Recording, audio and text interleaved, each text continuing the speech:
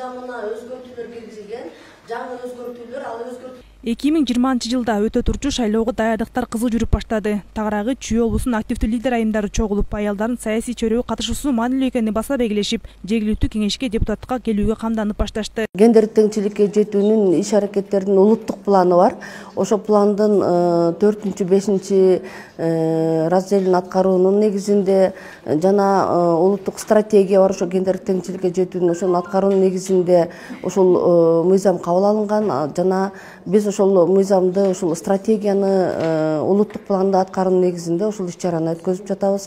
Аялдардын саясатка келүүсү бул жалпы эл үчүн маанилүү. Анткени деги эле чечим чыгаруу деңгээлинде аялдар дагы, эркектер дагы бирдей катышуусу болсо, тең мүмкүнчүлүгү бар болсо, анда өнүгүү тең болот, жакшы жүрөт. Мында аялдардын лидерлиги аркылуу жергиликтүү кеңешке депутатка келүүгө жардам көрсөтүү максатында атайын окутуу иштери жүргүзүлүүдө. Бул жерге келген активдүү лидер айымдар шайлоо системасы, аялдардын саясий чөйрөгө катышууларынын маанилүүлүгү, муну менен катар эл менен кантип иштөө сыяктуу механизмдерди окуп үйрөнүшүүдө. Шайлоо системасында ошо кандай аялдардын депутаттыкка өздөрүнүн кандидатурасын сунушун бериш керек, партия менен кетеби же өзүн өзү самовыдвижение деп коет, өзүн өзү тартуулайт ошо неме депутаттыкка. Ошо боюнча ошол жерден көп нерселерди биз окуйбуз. Жана кайсы беренеде кандай закон киргизилген, жаңы закон киргизилдиби, ошолордун баарын бизге окутат да. Депутаттардын кандай укуктары бар экенин, ошо айыл ичинде кантип эл менен иштеш керек экенин, жана ошондой эле могу шайлоодо ошо шайлоонун талабына жараша кандай үгүт жүргүзүү керек, кандай кылып өзүнүн кандидатурасын ошо тартуулаш керек ошо боюнча. Шайлоо системасын окутуу боюнча жыйынга Айгүл Айтикеева дагы келген. Ал буга чейин жергиликтүү кеңешке депутатка талапкерлигин коюп, бирок эркек адамдардын басымдуулугу көбүрөөк болуп өтпөй калгандыгын айтат. Андыктан айылдык кеңештерде аялдар үчүн 30% квотаны камсыз кылуу мыйзамын колдоо керек деп эсептейт. Эмки шайлоодо Кудай буйрса коеюн деп жатам.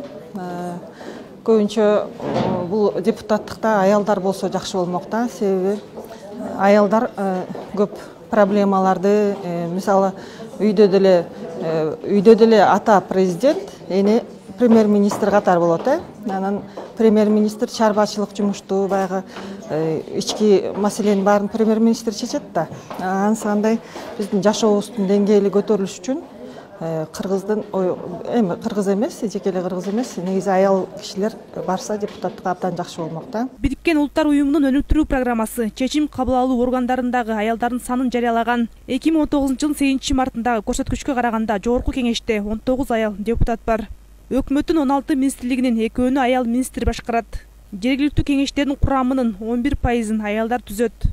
Эске салсак, быйыл жергиликтүү кеңештин депутаттарын шайлоо жөнүндө мыйзамга өзгөртүү киргизилген. Ал эми бул мыйзамдар топтомундагы эң башкы өзгөрүү катары мындан ары жергиликтүү кеңештерде депутаттардын 30% аялдар болсун деген жобону айтууга болот. Буга байланыштуу коомчулук арасында ар кандай ача пикирлер дагы жаралып, жергиликтүү кеңештерди шайлоо жөнүндө мыйзамга киргизилген өзгөртүүлөргө каршы бийлик бутактарына кайрылуу дагы жасашкандар четине чыккан. Алина Жапаркулова, Эрлан Кыдырбеков, Next TV күнүн темасы үчүн.